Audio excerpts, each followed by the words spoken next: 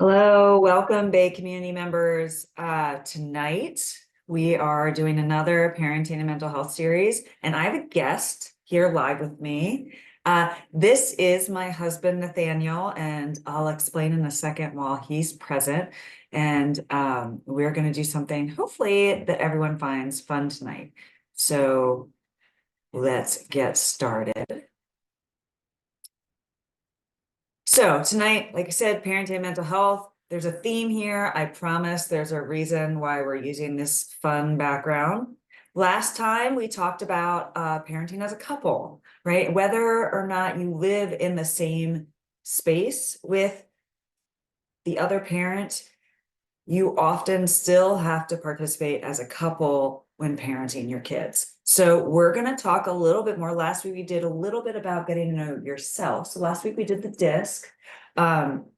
This week we're going to get to know each other. And so I asked my husband just a few minutes ago if he wanted to play a little fun game of getting to know each other. And he said yes. So I'm very pleased that he's here tonight. So thank you.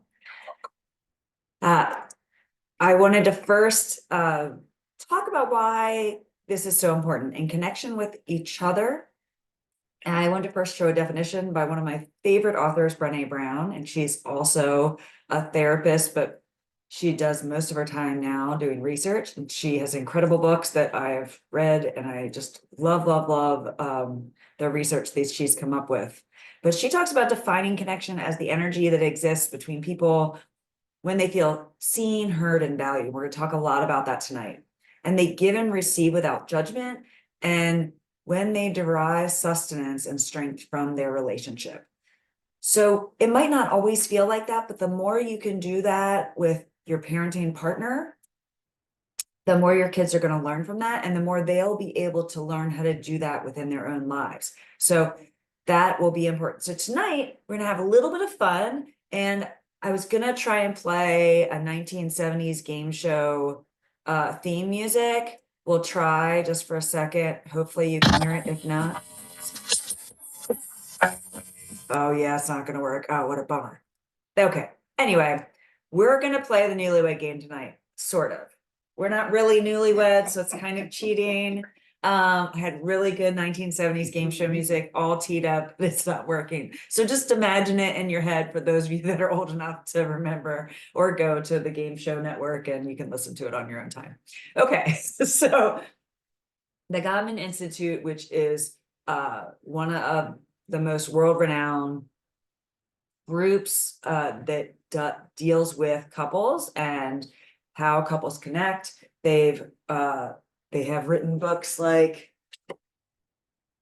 this one, which is The 7 Principles of Making a Marriage Work. The Gottman Institute has also helped so many couples, and one of the Gottman's most famous kind of quotes, or what they're most famous for, is that Dr. Gottman is generally able, after seeing a couple interact with each other, after maybe 30 to 40 minutes, can tell whether or not they're going to stay together, which is quite incredible. And he does this with about 80% accuracy. It's pretty phenomenal.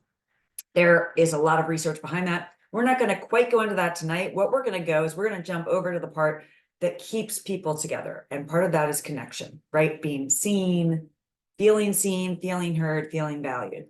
Well, part of that is knowing each other. So my husband and I are going to play a little game. And this is something that I encourage you to do, not only with your partner, but you can also do this with your kids. Some of these questions won't be quite appropriate for your kids, but you can alter them so they work with your kids. So we're going to ask each other some questions, and not meant to be zingers, but they might be. And so this works for two reasons. I'm going to bring some of the questions up. There are two reasons why we do these questions. And these are things that I ask you to do, during dinner, maybe on date night could be fun. I ask these for two reasons. And one is because it gets a chance for your partner to feel seen and heard. Two, it also gives you a chance to gently correct somebody. So we all need practice with this, right? The last thing you want is to be in a situation where you're kind of stressed out, and then to jump into, oh, well, honey, yeah, you're already emotionally tied, and so then you're maybe not going to have the best response possible. So without further ado, honey, do you want to pick a question to ask me first, or you want me to ask you? Who are my two closest friends? Oh my God, I was so not wanting you to ask me that. Okay, well, I would have a very different answer 10 years ago. Today. Today, Oh, hi, Bentley. oh, our dog's gonna join in the fun. Apparently, she's gonna answer these questions for us. Anyway, so, oh, two closest friends. See, I need a timer for this. I would probably say Jay is one of your closer friends. I would say I would be one of your closer friends, but usually we say, the other person I would say is probably Chris from work. Yeah. That works? Yeah. Okay, this could be kind of nerve-wracking, but I was even trying to think of who my two closest friends were, and I wasn't sure. Okay. Okay, I'm gonna ask you one I feel like is a loaded question, but I'm gonna go with what do I like to do to unwind? I would say you like to have a glass of wine with your friend. Lots of friends, that works too. With your friend Kim, and doing something active, like working out. See, I really need the game show sounds because that would have been like a ding, ding, ding, ding. Yeah, I think those are great answers. Okay, so we did two of them. You can see how this works. I'm gonna have him ask me another one, and I'm gonna get it wrong because we want to kind of, or maybe I should ask you, and I'm gonna gently correct you. Sure. Okay. Where is my favorite vacation spot? I would say it's probably Hawaii. Oh, that's a good answer. That's where we met, by the way. So that's a really good answer. Kind of, he's pulling on the nostalgia string there. Well, honey, that's such a good answer. And because we met there, it does hold a really near and dear spot in my heart. However, I would say my favorite place to vacation is a snowy mountain.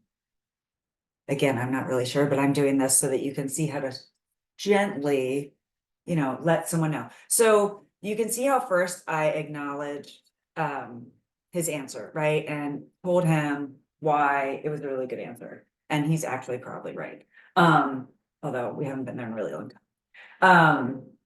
It's good to acknowledge that the person tried. And I've done this with so many couples, and some people do it really well. Apparently, Bentley wants to answer the question too. Yes, correct. She has a correction to make on the vacation spot. She would like to go to the best dog park. Okay, so you want to be able to do it in a way that's loving, right? Because the whole point of this is to have fun with it and to get to know each other better. And you want to do this. I really don't know what Bentley wants right now. You want to do this with each other as a couple, but you can also do this with your kids. A lot of times we forget that our kids can have opinions, especially when they're a little bit younger, but once they're school age, they might say they have a favorite vacation spot, and it might kind of surprise you. It might be a place they learned about at school, or it might be a place you've already been. You might have been planning this elaborate vacation, and all they wanted to do is, go to Rehoboth Beach or something that's, close by and not that elaborate, or to the local carnival or something. So this adds connection. And one thing that Gottman says is that regardless, sorry for the whining dog, regardless of how long you've been together, how well you think you know each other, constant reconnecting is really important. And some couples do this without even recognizing it or realizing it, and others don't. And the ones that don't, they tend to lose connection, and then over time lose affection and some other things that are really essential to keep that relationship strong. So part of this is to model the behavior, right, of showing connection, and this will teach your kids how to connect with others, right? So okay, so we're gonna do another. So the first ones were kind of zingers a little bit, trying to see if we know each other. The next ones are a little bit different. Now we're gonna go into an exploratory type questions. And this can be, again, fun to do this. The exploratory ones are much more the type of ones that would be fun to do at a dinner table. These are also really fun ones to model with your kids because then they can use them when they're in situations where they might not know how to strike up a conversation. So maybe with grandparents or with relatives they don't see very often. Bentley really wants to play this game tonight. So some of the exploratory questions that you can ask is, and I will, I do not know what's going on there. I'm gonna ask, or do you want to ask first? You can ask first this time. You can ask me an exploratory question. What was my favorite thing to do at recess? What was your favorite thing to do at recess? I don't know. I'm gonna, it depends on how old you were at recess, because I feel like when you Recess age. recess age, yes, but I feel like when you were little, Elementary. I'm gonna say playing sports. Yep. Okay. Well, and so you can ask these as, you know, trying to see if your partner knows your answers, or what I was gonna do is just ask. I'm supposed to ask you. That's okay. What's your No, favorite? I see, we clearly didn't practice. What was your favorite toy as a child? As a little kid, I had a teddy bear, best bear. Okay, I took him. that's cute. Okay, and see, this is fun because sometimes as you see people, and like I said, I've done this with couples, as you talk through it, you kind of remember stuff yourself, and that's fun too. This is all about you getting to know yourself better as a parent so that you can do a better job of modeling good behavior with your kids, right? What did you just recognize? I feel like you just had to. Oh, it's okay. Anyway, so these are exploratory ones. As you can imagine, these can be really fun questions to ask a grandparent. And something else that this becomes really good for, if you are one of those sandwich parents where you're taking care of older, you know, you're taking care of parents and you're also taking care of your kids. Oftentimes we get in this mode of kind of telling everyone what to do, and the discussions are all very business-like. They're all about the calendar and medical appointments and, you know, sports or whatever, you know, extracurricular activities. And you don't get a chance to just get to know these people. And sometimes you forget that we don't know these questions about our parents necessarily. So giving, you know, having a moment and asking your parents what was their favorite toy as a child could be a really fun question. And you teach your kids how to do this, they suddenly have a much better time with grandparents that are much older than them, and can hear a story that is intriguing to them. So there's exploratory questions you can ask that will help create connection. Bentley, what was your favorite toy as a child? Yes, she has a dragon that she likes. Okay. So then we go on to questions that are a little more personal and might take a little bit more self-awareness. However, that doesn't mean don't ask your kids. I just tried this tonight a little bit with some other questions that are more comforting and emotional in nature. Of course, they get a lot of practice with me, given what I do for a living. So I did ask the question to my kids about, you know, what makes you feel loved? And I gave them a few different answers to choose from. So with kids, sometimes you might have to give them multiple choice to help them a little. These can be really powerful because then this helps you know how to soothe the people that you're closest with. A story I love to tell is a story about my husband and I. I'm not really sure what's going to soothe Bentley right now.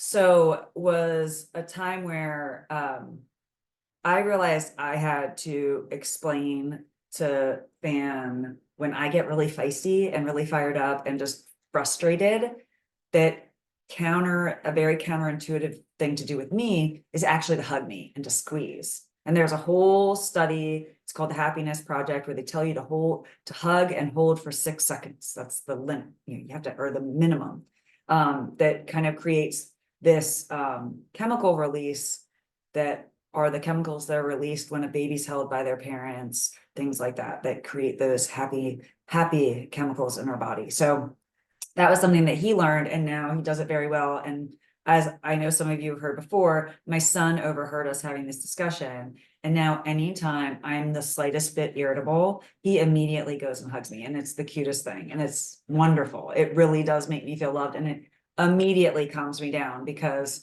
I realize I'm acting like a jerk in front of my kid. And that's a really sweet way to calm down from that. Okay.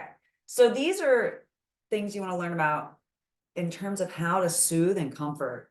Sometimes we think we know, but we always lead, if we're not sure, we always lead with what we like best, right? So, honey, when you're sad, what most comforts you? Oh man, I was gonna ask you that. Probably hugs. Hugs. Yeah. Aw. I'm not sad now, but I'll take a. I know, but I love. Okay. Okay, you can pick one for me. I'm gonna ask you the same one. When you're sad, what comforts you most? Oh, sad, I would say hugs also. I think when I'm sad. Now, if you went to the angry one, that also was the one that would be counterintuitive for me. Hugs also when I'm angry, you just kind of have to, but you have to hold on because I'm gonna fight back. Okay, so you can see how these would be good. These are great questions to ask your kids because oftentimes, I mean, we actually did this sort of at the dinner table tonight. And we had a hunt. We have our youngest daughter is a snuggler. So I knew that was gonna be, she was kind of gonna lead with this, like, yeah, I feel the most loved when like I'm getting hugs. But then, to figure out, it was kind of cute. I think our son realized that acts of service are a big deal, which I'm going to talk about the love languages in a second. And so then he just started doing that. Like he was doing acts of service. And I think he felt really proud of himself that he was showing us that he loved us by, taking the dishes to the sink. And it was really cute to watch that unfold, and had no idea how that was going to turn out. So again, you can model this by answering the questions in front of your kids. You can do this on date night on your own, but play around with it. And there are tons more questions. If you want more questions, you can reach out to me, post something on Facebook. I have tons more questions that can be asked. But be creative with it. Ask your own questions. They don't have to be ones I've come up with. Be curious about your partner and about your kids. Okay. So one way we can do this is there is a book called The 5 Love Languages, written by Gary Chapman. Most people have heard about this book before. And I'm going to simplify it so you don't have to read the book. But the book is a pretty easy read. There are 5 love languages, and it works not only for adults, but it can work for kids too. You might have to do a little bit of explaining, but they'll get it. I mean, most of this is in pretty simple terms.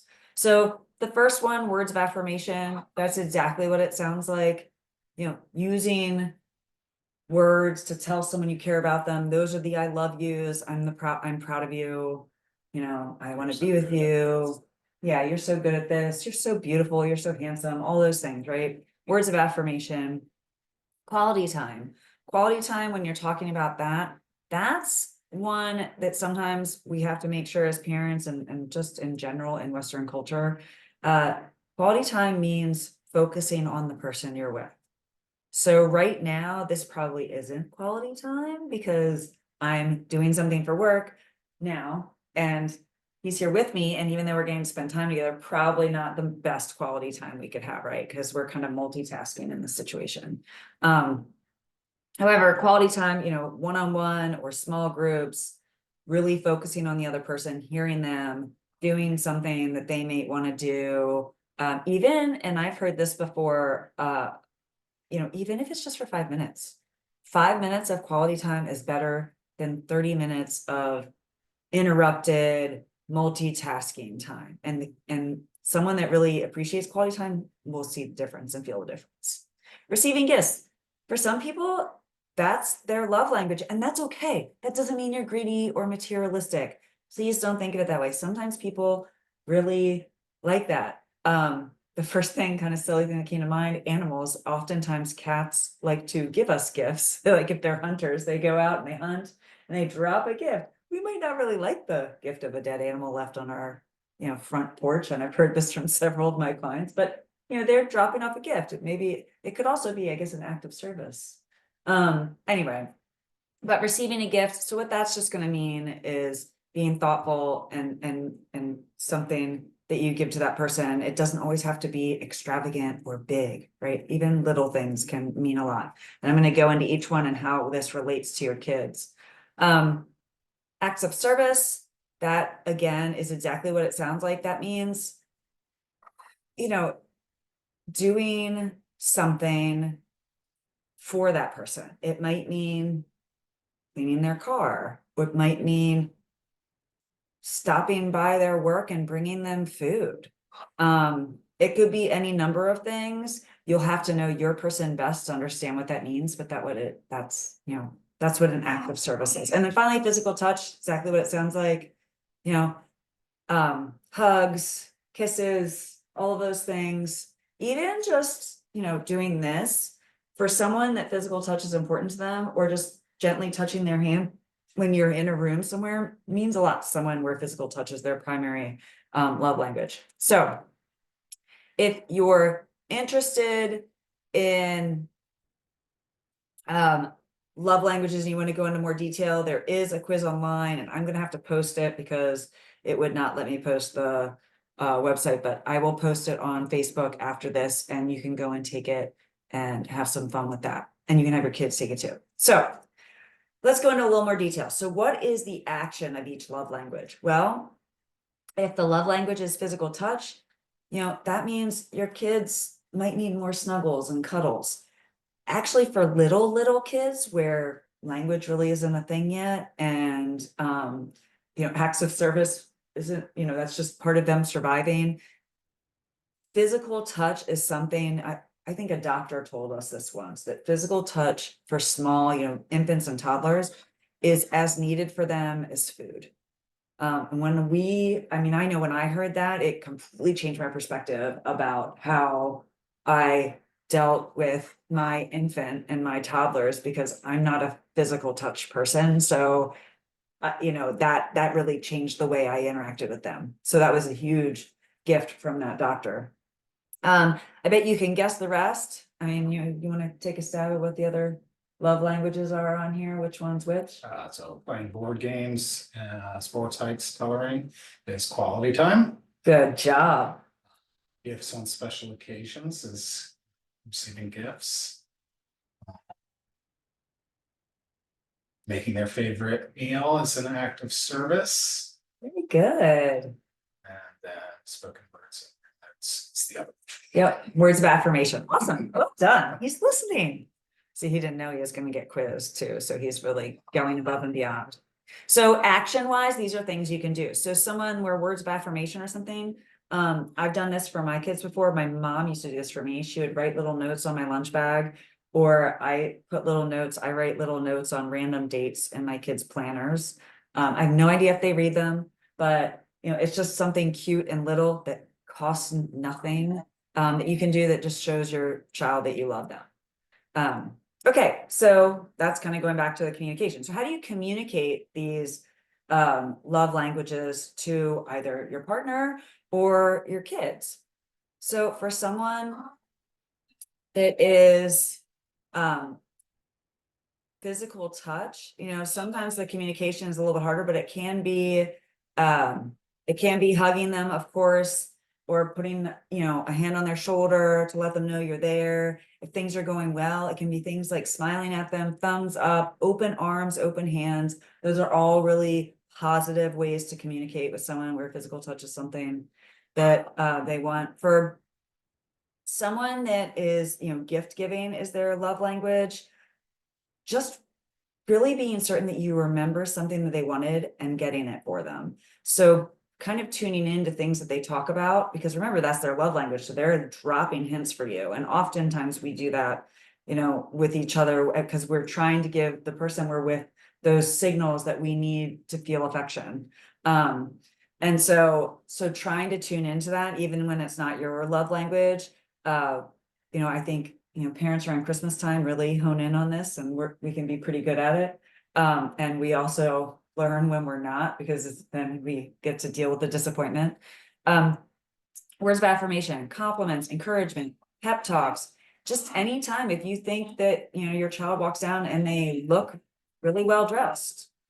Bentley's throwing lots of words of affirmation right now. She just doesn't speak English.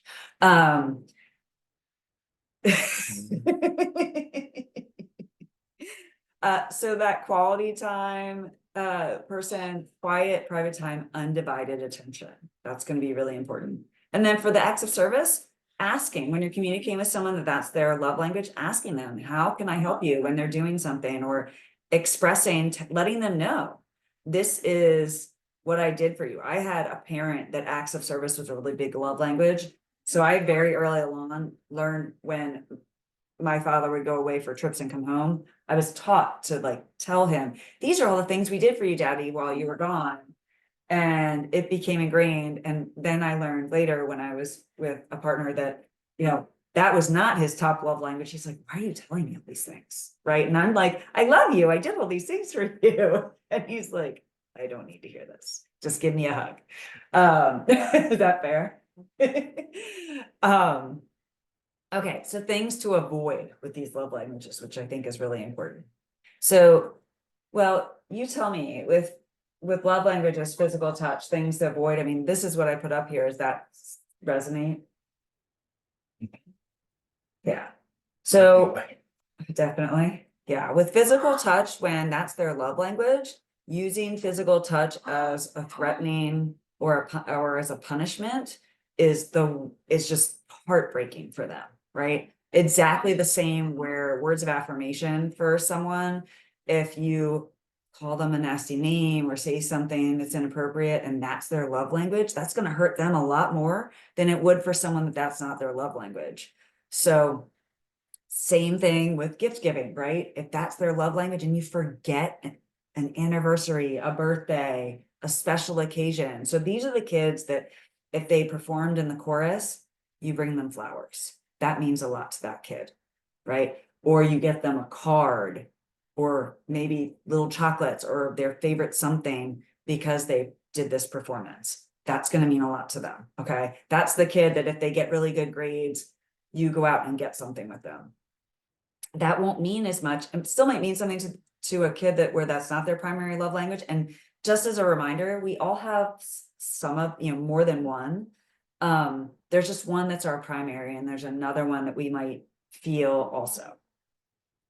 So for people that quality time's their love language, taking them to big parties or going to big groups, maybe your child's love language is quality time, and you take them to Jump Zone.